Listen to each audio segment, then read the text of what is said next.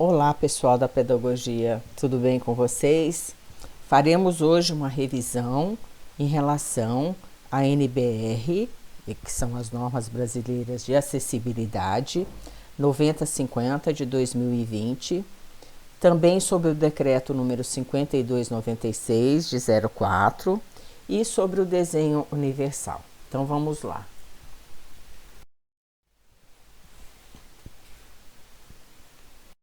Bom, o Ministério Público, ele elegeu como uma das suas iniciativas estratégicas a garantia da acessibilidade nos espaços públicos e privados de uso coletivo, e nessa perspectiva, a nossa proposta é atuar nas duas frentes: impedir que novas edificações sejam construídas sem o atendimento às normas de acessibilidade e garantir a adequação gradativa dos espaços já edificados. Para isso, contamos com a participação da sociedade civil e gestores públicos. Juntos, podemos mudar nossa realidade e garantir a efetiva participação de todas as pessoas com deficiência na vida da comunidade. Então, pessoal, o que a gente pode ver por aqui, que essa norma, NBR, brasileira de acessibilidade, ela visa proporcionar a utilização de maneira autônoma e independente, segura, do ambiente, edificações, mobiliários, equipamentos urbanos e elementos a maior quantidade possível de pessoas, independente da idade, estatura ou limitação de mobilidade ou percepção. Vamos deixar claro aqui, pessoal, que essas áreas técnicas de serviço ou de acesso restrito, como casas, máquinas, barreletes, passagem de uso técnico e outros, não necessitam ser acessíveis, tá? Agora, as edificações residenciais, multifamiliares, condomínios e conjuntos habitacionais necessitam ser acessíveis em suas áreas de uso comum. Então, as unidades autônomas acessíveis são localizadas em rota acessível. Então, vamos lá. Bom, dependem do atendimento às normas de acessibilidade. Aprovação de projetos arquitetônicos e urbanísticos quando tiver destinação pública ou coletiva. Concessão e renovação de alvará de funcionamento para qualquer atividade. Emissão de carta de habite e sua renovação. E concessão e permissão de autorização de serviço público. Bom, atenção!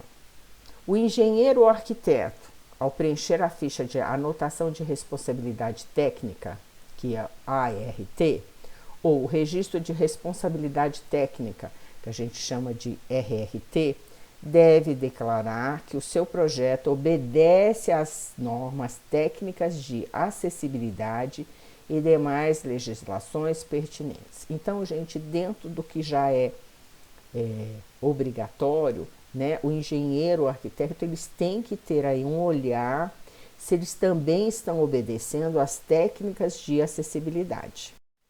Bom, quais são as penalidades se isso não ocorrer, gente? Que a gente chama de improbidade administrativa. Então, é importante a administrativa deixar de cumprir a exigência de requisitos de acessibilidade previstos na legislação. Qual seria a pena? Ressarcimento do dano se houver perda da função pública e pagamento de multa de até 100 vezes o valor da remuneração do agente. Então, cabe multa, salgada, grande, àqueles que infringirem aí as leis. É crime recusar, retardar ou oprimir dados técnicos indispensáveis à propositura de ação civil pública para a defesa dos direitos da pessoa com deficiência. Quando requisitados pelo Ministério Público, tem aí o artigo e a lei. A pena de 2 a 5 anos de reclusão e multa. É crime também atestar falsamente o atendimento às condições de acessibilidade, Tá aí, gente, o Código Penal no artigo 298. A pena 1 a 5 anos de reclusão e multa. Então, a pessoa tem que estar dentro, tá, dos requisitos em relação aí, né, aos direitos da pessoa com deficiência. Bom, infração ética. O profissional que atestar falsamente as condições de acessibilidade de determinado empreendimento poderá sofrer processo administrativo pelo respectivo conselho de classe. E aí, né, a gente tem aí uma figura de um hospital que a gente está obedecendo a todas as normas aí de acessibilidade. Bom, então vamos lá. NBR, principais pontos a serem observados, né, seria 9050 de 2015, tá? Então, atenção. Listamos aqui apenas os pontos de maior destaque na elaboração e fiscalização de projetos arquitetônicos. Não existe ambiente meio acessível. A norma deve ser aplicada em sua totalidade. Então, não posso dar um jeitinho, fazer mais ou menos que atenda aí, né, aos pontos da NBR. Não, ele tem que ser feito conforme planejado, conforme quesito, para que ele seja regularizado e legalizado. Bom, rota acessível, né? Geral. As áreas de qualquer espaço ou edificação de uso público ou coletivo devem ser servidas de uma ou mais rotas acessíveis. As edificações residenciais, multifamiliares, condomínios e conjuntos habitacionais necessitam de ser acessíveis em suas áreas comuns, conforme eu disse para vocês na introdução aqui do nosso tema. As unidades autônomas acessíveis devem estar conectadas às rotas acessíveis.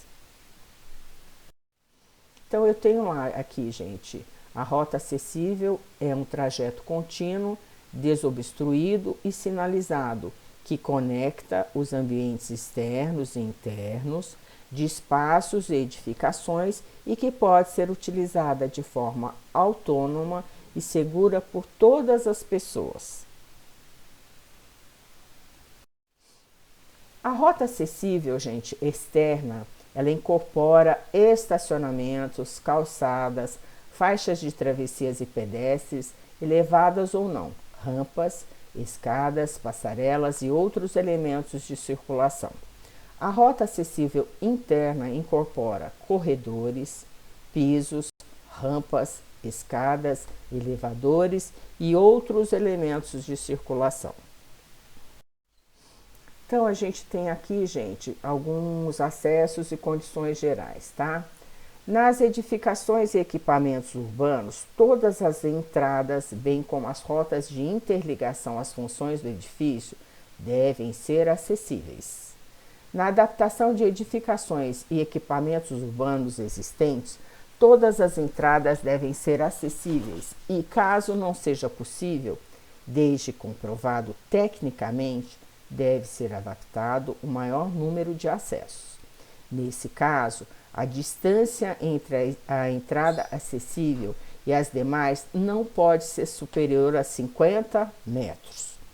A entrada predial principal ou a entrada de acesso do maior número de pessoas tem a obrigatoriedade, né? Aí a gente tem aqui sinalização de vaga reservada para veículo. Então, as vagas reservadas para veículo no estacionamento devem ser sinalizadas e demarcadas com um símbolo internacional de acesso ou discriminação de idoso aplicável na vertical e horizontal. Devem atender o estabelecimento em 6.3 da NBR 9050 de 2015. Então, tudo tem que ser sinalizado, pessoal. As vagas reservadas para idosos ou para as pessoas com deficiência em vias e logradouros públicos devem ser sinalizadas conforme normas específicas. Vocês também já devem ter isso, né? Ninguém pode estar invadindo esse espaço aí. Nas vagas reservadas para as pessoas com deficiência que não estejam localizadas em vias e logradouros públicos, a sinalização vertical deve ser conforme a figura 66 da NBR 9050 de 2015. O símbolo internacional de acesso, CIA, que está na sinalização deve ser trocado pela CIA da figura 32 da NBR de 9050 de 2015. Então, caso vocês tenham dúvidas, só vocês estarem verificando aqui, né? Há uma altura livre entre 2010 e 2050 em relação ao solo. Em estacionamentos, o pé direito abaixo, é permitida a sinalização e altura, né? Então, a gente está vendo aqui um estacionamento reservado para veículos autorizados, ok? Então, sinalização de estacionamento para pessoas com deficiência. Rampas, geral. São consideradas rampas as superfícies de piso com declividade igual ou superior a 5%. Os pisos das rampas devem atender às condições, né, de 6.3 da NBR 9050 de 2015. Então tá lá, gente, dimensionamento. Para garantir que uma rampa seja acessível, são definidos os limites máximos de inclinação, os desníveis a serem vencidos e o número máximo de segmentos. A inclinação das rampas, conforme figura 70, deve ser calculada conforme a seguinte equação. Então, tem uma equação aqui para eu estar calculando o declive dessa rampa, pessoal, tá? Então, tem aqui, ó, tá? Direitinho como que eu devo estar calculando a equação. Tá lá, gente, ó, dimensão em metros, né? Isso daqui seria de uma vista superior.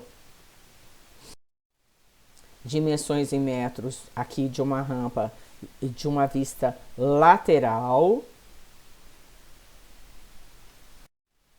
E as rampas devem ter inclinação de acordo com os limites estabelecidos na tabela 6 da NBR 9050 de 2015.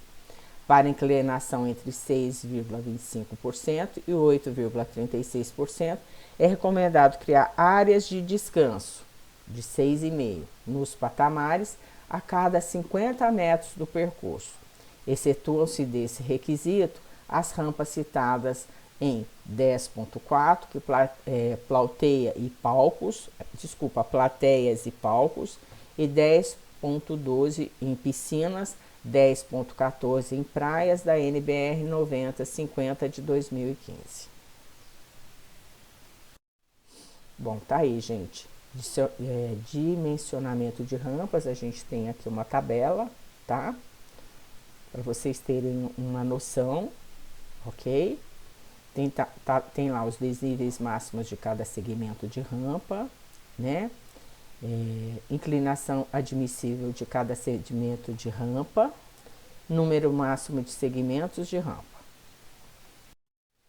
Bom, em reformas, quando esgotadas as possibilidades de solução que atendam integralmente a tabela 6, podem ser utilizadas inclinações superiores a 8,33, tá? Por cento, né? 1,12 até 12,5%, 1,8, conforme a tabela 7 da NBR. Outra tabela, né, para vocês terem uma noção. A inclinação transversal não pode exceder a 2% em rampas internas e 3% em rampas externas. Bom, vamos falar um pouquinho sobre a circulação interna, os corredores.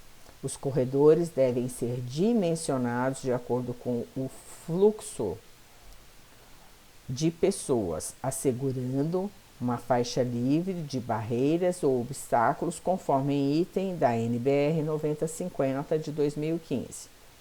As larguras mínimas para os corredores em edificações e equipamentos urbanos são. Então, vamos lá. 0,90 para corredores de uso comum com extensão até 4 metros.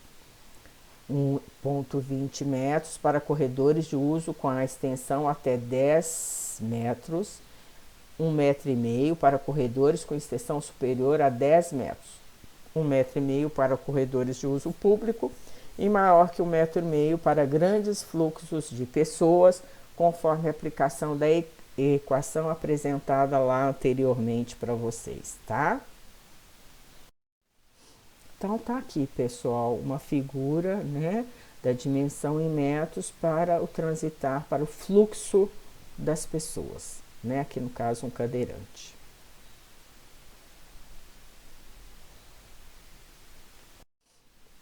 Aqui as dimensões em metros das portas, né, de acessibilidade.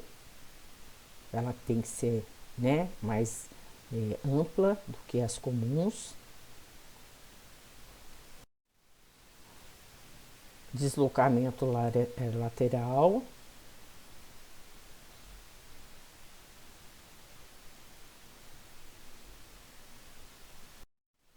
Bom, as portas, quando abertas, devem ter um vão livre de no mínimo 0,80 metros de largura e 2,10 metros de altura. Em portas de 2 ou mais folhas, pelo menos uma delas deve ter o vão livre de 0,80 metros. As portas de elevadores devem atender ao estabelecimento da BNT NBR 313. Tá aí, pessoal. Uma vista frontal, né? Portas com revestimento e puxador horizontal. Portas com revestimento e puxador horizontal ainda, vista superior. Circulação externa, então, né, fora. Então, calçadas e vias exclusivas de pedestres devem ter piso conforme o item 6.3 da NBR 9050 de 2015 e garantir uma faixa livre de passeio para a circulação de pedestres sem degraus. Inclinação transversal. A inclinação transversal da faixa livre de passeio das calçadas ou das vias exclusivas de pedestres não pode ser superior a 3%. Eventuais ajustes de soleira devem ser executados sempre dentro dos lotes ou em calçadas existentes com mais de 2 metros de largura. Podem ser executados nas faixas de acesso. Inclinação longitudinal, né? A inclinação longitudinal da faixa livre de passeio, das calçadas ou das vias exclusivas de pedestre deve sempre acompanhar a inclinação das vias lindeiras. Dimensões, né, mínimas de calçadas. Então, as larguras da calçada podem ser divididas em 3 faixas de uso, conforme definido aqui, né, na NBR. Então, primeiro, faixa de serviço. Serve para acomodar o mobiliário, os canteiros, as árvores e os postes de iluminação ou sinalização. Nas calçadas a serem construídas, recomenda-se reservar uma faixa de serviço com largura de 0,70 metros. Segundo, uma faixa livre ou passeio. Então, destina-se exclusivamente à circulação de pedestres. Ela deve ser livre de qualquer obstáculo, ter inclinação transversal até 3%, ser contínua entre lotes e ter no mínimo 1,20 m de largura e 2,10 m de altura livre. E o terceiro, né? O C seria a faixa de acesso. Consiste no espaço de passagem da área pública para lote. Essa faixa é possível apenas em calçadas com larguras superiores a 2 metros. Serve para acomodar a rampa de acesso aos lotes lindeiros sobre autorização do município para edificações já construídas. Tá aí, pessoal, a figura, né, de tudo isso que foi falado aí sobre as faixas para o pedestre. Travessia de pedestres em via pública ou em áreas internas de edificações ou espaços de uso coletivo e privado. Então, as travessias de pedestres nas vias públicas ou em áreas internas de edificações ou espaços de uso coletivo e privativo com circulações de veículos pode ser com redução de percurso, com faixa elevada ou com um rebaixamento de calçada. Tá aí, pessoal. Tá? Então a gente vê aí o estacionamento, a rampa e a área de travessia do pedestre com acessibilidade. Outra foto, né? Faixa livre de serviço. Faixa elevado para a travessia. A gente vê aí a calçada, o alinhamento do imóvel e o comprimento da faixa. Rebaixamento de calçadas, tá aí, né?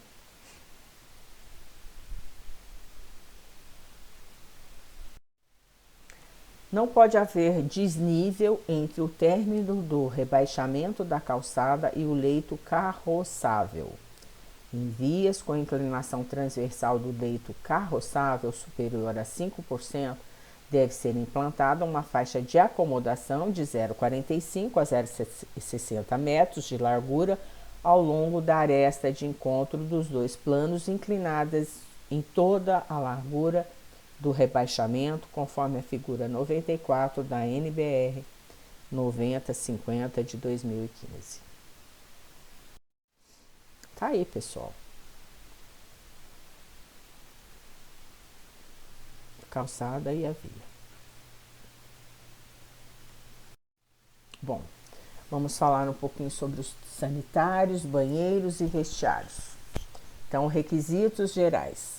Os sanitários, banheiros e vestiários acessíveis, eles devem obedecer aos parâmetros dessa norma quanto às quantidades mínimas necessárias. Então, a gente tem um olhar aqui muito voltado às quantidades, tá? Localização, dimensões dos boxes, posicionamentos e características das peças, acessórios, barras de apoio, comandos e características de piso e desnível. Os espaços, peças e acessórios devem atender aos conceitos de acessibilidade, como as áreas mínimas de circulação, de transferência e de aproximação, alcance natural, empunhadura e ângulo visual, definidos na seção 4. Então, gente, tá aqui, tá uma figura, né, das dimensões do sanitário acessível e do box sanitário acessível. Tem aí a dimensão, né, as larguras do lavatório, comprimento da bacia com tubo da ligação, né, enfim.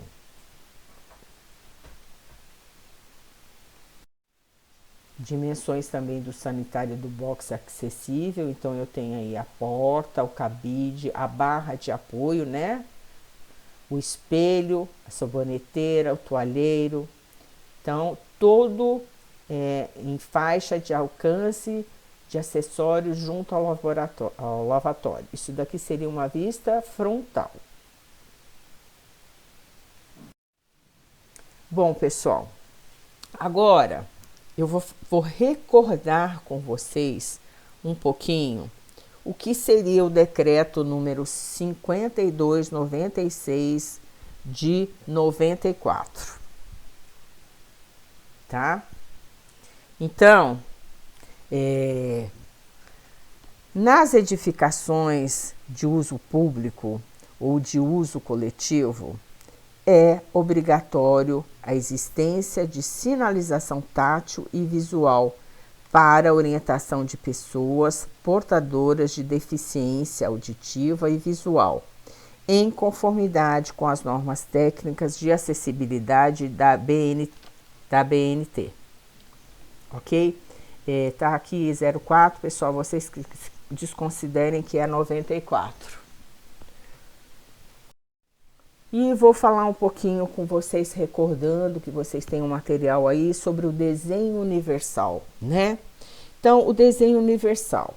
A ideia de desenho universal é justamente evitar a necessidade de ambiente e produtos especiais para pessoas com dificuldades, assegurando que todas possam utilizar com segurança e autonomia os diversos espaços construídos e objetos. Então, a ideia principal seria de que tudo já fosse projetado, levando-se em conta, né, as pessoas deficientes, e não que fosse construído depois, certo? Se for preciso, sim, mas que já na hora da construção já se tivesse esse olhar, né, que assegurasse as normas aí de acessibilidade e a segurança e autonomia das pessoas com deficiências. Exemplos, gente, né, desse desenho universal. Nós poderíamos ter mapas táteis com relevo, de identificação dos ambientes, principais saídas e outras informações relevantes à segurança. Poderíamos ter utilização de contrastes de cor que facilitem a compreensão de informação, sinalização de piso com a utilização de recursos táteis para orientação de pessoas com deficiência visual, né? E aí, pessoal, é muito importante a gente estar frisando que como foi criado o conceito do desenho universal, né? Foi criado, pessoal, em decorrência das reivindicações de dois segmentos sociais. O primeiro, composto por pessoas com deficiência, claro, né? E não se sentiam as suas necessidades contempladas nos espaços que eram projetados e construídos. O desenho universal para a aprendizagem, que a gente chama de DUA, né, Desenho Universal para a Aprendizagem, ele pode ajudar as escolas e os ambientes de aprendizagem. E é uma concepção que permita o acesso e a participação equitativos na educação, tá? Então, espero que tenha dado aí mais uma clareada nos nossos estudos e por hoje seria só. Um abraço a todos. Seja a mudança que você quer ver no mundo, né? Seria uma Mahatma Gandhi. Seja a mudança que você quer no mundo. Conto com todos vocês.